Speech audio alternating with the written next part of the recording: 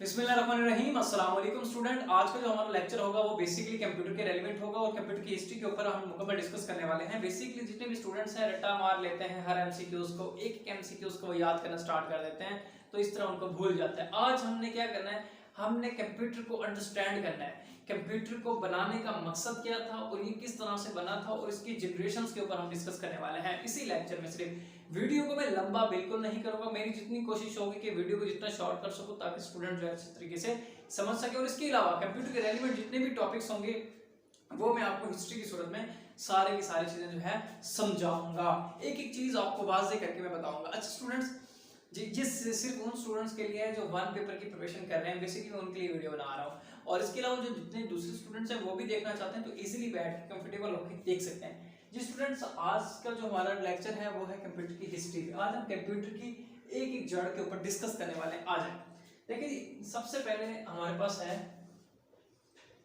Computer. आप सबको पता है कंप्यूटर आज कल बहुत ज्यादा यूज होता है, हर घर में, हर डिपार्टमेंट में, हर कंपनी में, बल्कि पूरी दुनिया में इस टाइम कंप्यूटर इस्तेमाल किया जाता है। कंप्यूटर एक इलेक्ट्रॉनिक मशीन है, ये चीजें सबको पता है। इससे पहले की क्या कहानी है वो मैं आपको बताता हूँ। सबसे पहले पास्कल जो है, इस बंदे ने जो है ना एक कैलकुलेटिंग मशीन बनाई।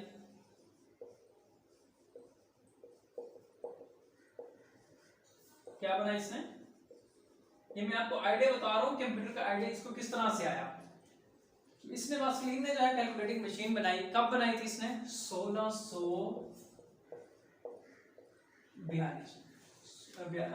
1642 में, ठीक है, 42 इसने बना दी, एक मशीन डेवलप कर दी। अच्छा, ये जो कैलकुलेटिंग मशीन थी इसका काम क्या था? इसका काम था ऐड करना, सब्ट्रैक्ट करना, ठीक है, और इसके अलावा बस इसका दो काम थे, ऐड करना और सब्ट्रैक्ट करना। ना तो इसमें डिवीजन था ना ही इसमें मल्टीपल था, ठीक है। ये इसने सबसे पहले ये डेवलप किया। उसके बाद जैसे जैसे तरक्की होती गई, लोगों को समझ आना शुरू हुई, साइंटिस्ट ने जो है ना, रियाजीदान थे जो साइंटिस्ट थे, उन्होंने काम करना शुरू कर दिया। जब उन्होंने काम किया तो आप सब सुनते होंगे फादर ऑफ कंप्यूटर, जिसने सबसे पहले कंप्यूटर का डिजाइन पेश किया था। अब इसके बाद जो है आगे हमारे पास फादर ऑफ कंप्यूटर। अच्छा जी, फादर ऑफ कंप्यूटर में क्या है, फादर ऑफ कंप्यूटर कौन थे और इन्होंने क्या मॉडल्स पेश किए थे, अब मैं आपको बताता हूँ। जिस तरह पास्कल थे, इन्होंने फादर ऑफ कंप्यूटर कहा जाता है बेसिकली चार्ल्स बाबेज। आपने नाम सुना होगा, आपने बचपन में जरूर नाम सुना होगा आपने, चार्ल्स बाबेज, ठीक है, बाबेज, चार्ल्स बाबेज का आपने नाम सुना होगा। और ये मैं थोड़ा सा इनका इंट्रोडक्शन दे दूं, उसके बाद बताता हूँ कि इन्होंने क्या डेवलपमेंट हुई। चार्ल्स बाबेज जो है ये यूके से बिलोंग करते हैं, ये यूके के रहने वाले हैं। और ये जो पैदा भी यूके में हुए हैं, ये कब पैदा हुए हैं? ये 1751 में पैदा हुए हैं, 1791 में ये पैदा हुए हैं और 1871 में जो है इनकी डेथ हुई है। अच्छा जी, ये इनकी डेथ हुई है। उसके बाद चार्ल्स बाबेज ने जो है 1822 में एक पहले इन्होंने डिजाइन पेश किया डिफरेंट इंजन का। ये इलेक्ट्रो की बात नहीं कर रहा, इलेक्ट्रॉनिक इंजन अभी इन्होंने डेवलप किया भी नहीं, इन्होंने इलेक्ट्रॉनिक नहीं, इन्होंने मैकेनिकल तरीके से डेवलप किया था, ठीक है। अच्छा, इन्होंने जो है अब चार्ल्स बाबेज ने जो है क्या किया, 1822 में जो है इन्होंने एक इंजन डेवलप किया, डिफरेंट इंजन, जिसका नाम था, मॉडल पेश किया जिसका नाम था डिफरेंट इंजन, इन्होंने डेवलप किया। उसके बाद 1822 में ये आया और इसके बाद जो आया 1834 में, ठीक है, 1834 में फिर इन्होंने एक डिजाइन पेश किया जो था हमारे पास एनालिटिकल इंजन।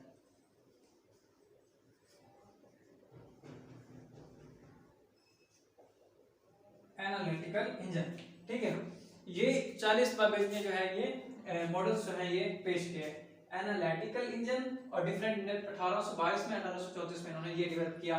अच्छा, इसी के दौरान जो है ना 1880 की बात है, जो अक्सर बहुत ज्यादा नहीं पूछा जाता लेकिन अक्सर सुनने में आता है, एक नाम है जॉन होमलेट का, ठीक है, इन्होंने जो है ना एक इलेक्ट्रोमैग्नेटिक मशीन का जो है ना आइडिया डेवलप किया था, लेकिन वो लॉन्च नहीं हुआ था। वो उसके बारे में आपको डिस्कशन में बताता हूँ।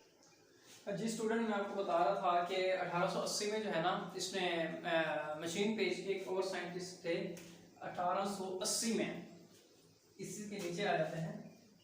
1880 में जो है ना इन्होंने फर्स्ट, इनका नाम था हरमैन हॉलरिट। हरमैन हॉलरिट इनका नाम था। आई थिंक मुझे सही से नहीं है, लेकिन इसी तरह के सही है, कुछ स्पेलिंग आगे पीछे हो सकते हैं। और इसके अलावा इन्होंने 1880 में जो है ना फर्स्ट जो है ना इलेक्ट्रोमैग्नेटिकल मशीन का जो है ना इंडिया दिया था। ठीक है ना, डिजाइन का फर्स्ट इलेक्ट्रोमैग्नेटिक, ठीक है, इन्होंने इंडिया दे दिया। उसके बाद जो है जनरेशंस आ गई। उन जनरेशंस के ऊपर अब मैं आपके साथ डिस्कशन कर लेता हूँ। इधर स्पेस है तो मैं इधर दे देता हूँ। सबसे पहले हमारे पास आपको पता है स्टूडेंट्स, टोटल 5 जनरेशन है इस टाइम, जिनमें पहली जनरेशन को डिस्कस करेंगे, सेकंड को, थर्ड को, फोर्थ को, उसके बाद फिफ्थ जनरेशन को हम डिस्कस करेंगे। अच्छा स्टूडेंट, सबसे पहले हम देख लेते हैं। अच्छा, इनके बाद जो है ना, इनके डेवलपमेंट के बाद जो है ना अब जनरेशंस आ गई। अब उन जनरेशंस के ऊपर हम डिस्कस करने लगे। अच्छा जी, हमारे पास टोटल हैं 5th जनरेशंस, ठीक है ना। हमारे पास 1 to 5th जो है ना टोटल स्टूडेंट्स 5th 5 जनरेशंस हैं। सबसे पहली जो जनरेशन है, फर्स्ट जनरेशन की हम बात कर रहे हैं। फर्स्ट जनरेशन, अच्छा, अब फर्स्ट जनरेशन हमारे पास स्टार्ट हो गई है। अब हम इसमें हमने क्या क्या चीज़ें इन्वेंट की आई और किस साइंसदान ने जो है ये चीज़ें हमें इन्वेंट करके दी, हम उसके ऊपर देख लेते हैं। फर्स्ट जनरेशन में बेसिकली यूज़ हुआ था ये फर्स्ट जनरेशन की जो ड्यूरेशन है वो है 1946 से 59 तक, ठीक है। इसी दौरान जो है फर्स्ट जनरेशन रही है, ये इनका पीरियड है। 1945 में एक चीज पेश की गई है, एक मशीन पेश की गई है जिसका नाम था एनिक, ठीक है। ये अब एनिक पेश किया गया है। एनिक में अब इसके अंदर कौन सा कंपोनेंट इस्तेमाल हुआ, क्या क्या चीजें इस्तेमाल हुई, वो मैं आपको बताता हूँ। अब इसको पेश करने वाले कौन से साइंटिस्ट थे, रियाजीदान थे। एक का नाम था जॉन वॉलियम मैकलाई, ठीक है, और दूसरे का नाम था जेपी भी बोल सकते हैं, जॉन इसको, और इसका नाम है जॉन मैकरेट। ये दो साइंटिस्ट थे जिन्होंने जो है फर्स्ट जनरेशन 1945 में एनिक, और एक और भी है वो है यूनिवेक मतलब यूनिवर्सल। फिर भी इसके बारे में डिस्कशन करता हूँ। पहले इसके बारे में देख लें जो उन्होंने पहला डिजाइन पेश किया। स्टूडेंट, उन्होंने पहला जो डिजाइन पेश किया, उन्होंने, ये दो साइंटिस्ट थे, इन्होंने पेश किया 1945 में। इसमें जो बेसिकली कंपोनेंट यूज हुआ वो कौन सा कंपोनेंट था वो मैं आपको बता देता हूँ। इसमें कंपोनेंट यूज हुआ वैक्यूम ट्यूब। इसमें वैक्यूम ट्यूब इस्तेमाल की गई, ठीक है।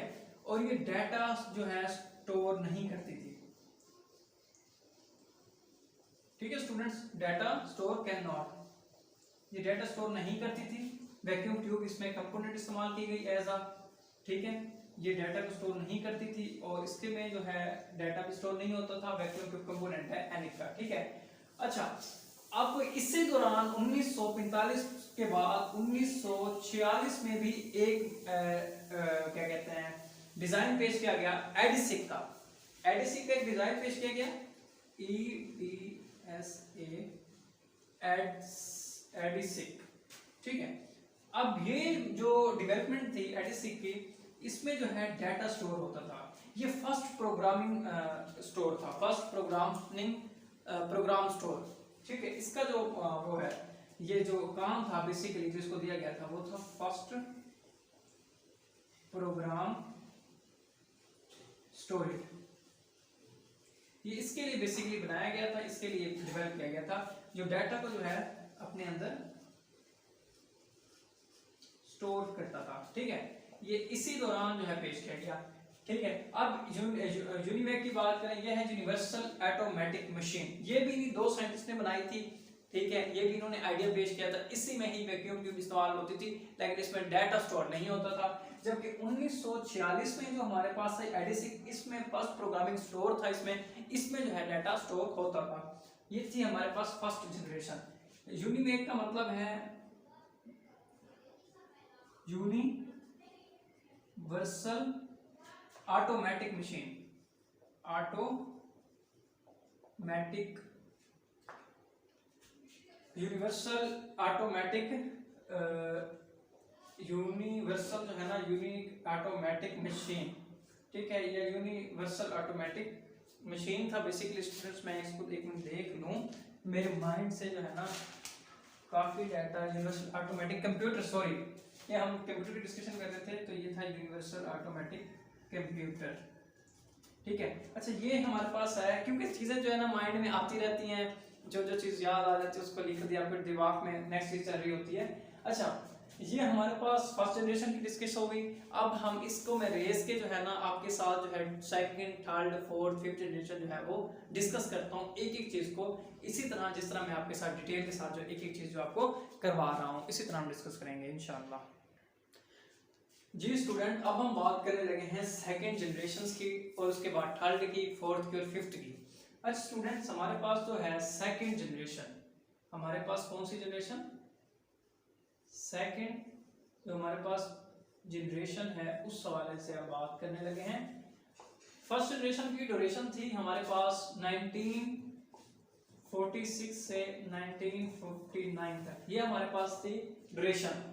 अब ये आ गई 1959 से 1965 तक। ठीक है, ये जो ड्यूरेशन रही थी सेकंड की। उसके बाद अगर हम बात करें थर्ड जनरेशन की, तो वो हमारे पास क्या थी वो मैं आपको बता देता हूं। थर्ड जनरेशन हमारे पास है 1965 से 71 तक, 71 तक ये हमारे पास टाइम पीरियड है। ये इस टाइम इतनी जनरेशन रही है। उसके बाद हमारे पास फोर्थ जनरेशन आ जाती है। तो फोर्थ जनरेशन में स्टूडेंट्स हमारे पास आ जाता है 1971 से 1980 तक। उसके बाद हमारे पास आ जाएगी फिफ्थ जनरेशन। ठीक है, अब जो फिफ्थ जनरेशन है उसकी जो फिफ्थ जनरेशन जो है ना वो मैं इधर लिख देता हूँ। फिफ्थ जो है ना जनरेशन, उसकी जो ड्यूरेशन रही है वो है 1980 से ऑनवर्ड, अभी तक भी वही है।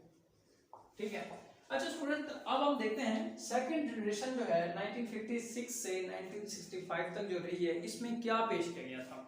देखिए स्टूडेंट, इसमें बेसिकली हमें पेश किया गया था जो सेकंड जनरेशन थी उसमें ट्रांजिस्टर्स पेश किए गए थे।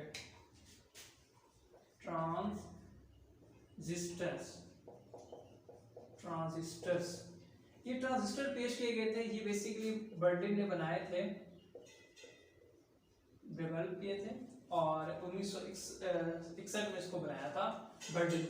ये अक्सर पीपीएससी में सवाल आता है, ये इसमें तो नहीं पूछा गया, पीपीएससी में पूछा गया 1961 में इसने पहले ट्रांजिस्टर डेवलप किया था। अच्छा, अब ट्रांजिस्टर जो है ये जो ट्रांजिस्टर सेकंड जनरेशन में इंक्लूड किए, ये भी जॉन वॉल्यूम मैकलाई ने पेश किए, और इसके साथ जेपी के थे, इसके साथ एक जो वो थे जेपी मैक्रॉट, ये दो साइंटिस्ट थे जिन्होंने जो है ट्रांजिस्टर जो है वो पेश किए 1961 में। ये जो के डेवलप स्टूडेंट्स की जो डेवलप है वो किए गए थे।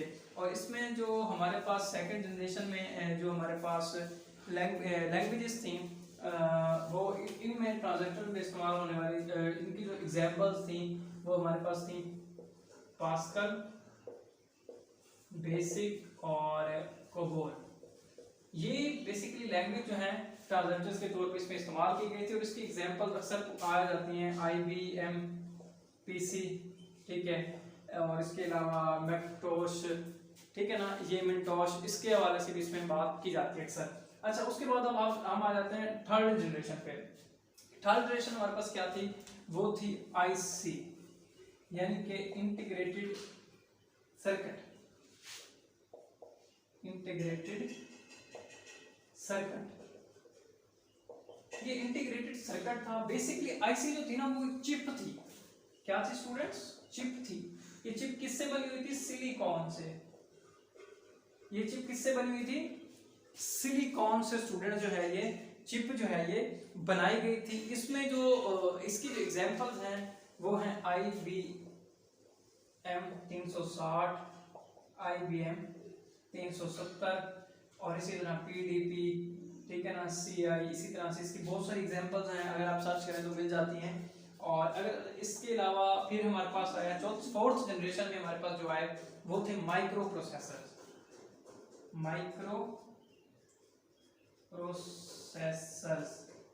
माइक्रो प्रोसेसर डेवलप किए गए, ठीक है। और इसी दौरान जो है एक डेवलपमेंट हुई इंटेल की, इसी से एलिमेंट था इंटेल, जिसको इंटेल 404 जो है ये डेवलप किया गया था इसी दौरान। इंटेल IBM जो है माइक्रो प्रोसेसर इंटेल 404 जो है वो डेवलप हुआ। और इसके साथ साथ एक और भी चीज़ अगर हम ऐड करें स्टूडेंट, तो मैं आपको बता दूं कि इसमें जो बेसिक काम था माइक्रो प्रोसेसर का वो LSI था और VLSI, ठीक है ना।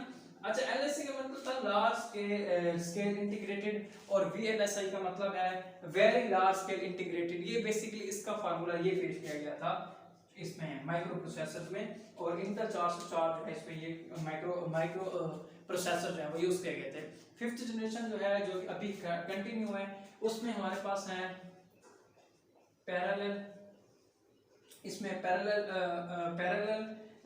यानी कि कह सकते हैं कि पैरेलल हमारे पास प्रोसेसिंग है, पैरेलल प्रोसेसिंग है। इसके अलावा हमारे पास जो है आर्टिफिशियल इंटेलिजेंस है और इसके अलावा हमारे पास जो है VLSI भी है, पैरेलल प्रोसेसिंग। और इसके अलावा हमारे पास जिस तरह इधर था VLSI very large scale integrated, और इसके अलावा इसके साथ हमारे पास आर्टिफिशियल इंटेलिजेंस जो है वो हम इस टाइम यूज कर रहे हैं, आर्टिफिशियल इंटेलिजेंस। ये हमारे पास स्टूडेंट्स 5 जनरेशन से जिनके आज हमने डिस्कस की एक एक चीज को, इनके टाइम पीरियड को आपने वन वर्ड याद रख लेना है। टाइम पीरियड की ड्यूरेशन की मैं अगेन आपको समझा दूं। पहली फर्स्ट जनरेशन जो थी वो हमारे पास थी 1946 से 1959 तक रही। उसके बाद 1959 से 1965 तक रही। उसके बाद 1965 से 1971 तक रही। उसके बाद 1971 से 1980 तक रही। उसके बाद 1980। ये टाइम ड्यूरेशन था इनका 2, 3, 4 और 5 का। ये उम्मीद करता हूँ स्टूडेंट्स आपको हर चीज़ जो है एक एक चीज़ मैं आपको समझा रहा हूँ इसी तरीके से हिस्ट्री की तरह। और इंशाल्लाह जो नेक्स्ट टॉपिक होंगे वो भी हम इसी तरह से डिस्कस करेंगे। इससे आगे जो है कंप्यूटर की टाइप स्टार्ट हुई थी वो मैं आपको करवाऊंगा नेक्स्ट लेक्चर में, ताकि वीडियो जो है वो ज़्यादा लंबी ना हो। अच्छा, इंशाल्लाह नेक्स्ट वीडियो में आपके साथ मुलाकात होगी। अपना ख्याल रखिएगा तमाम स्टूडेंट, और मेरे चैनल को आपने लाजमी लाइक करना है, सब्सक्राइब करना, वीडियो ज़्यादा से ज़्यादा शेयर करनी। नेक्स्ट वीडियो में आपके साथ मुलाकात होगी। अल्लाह हाफिज़।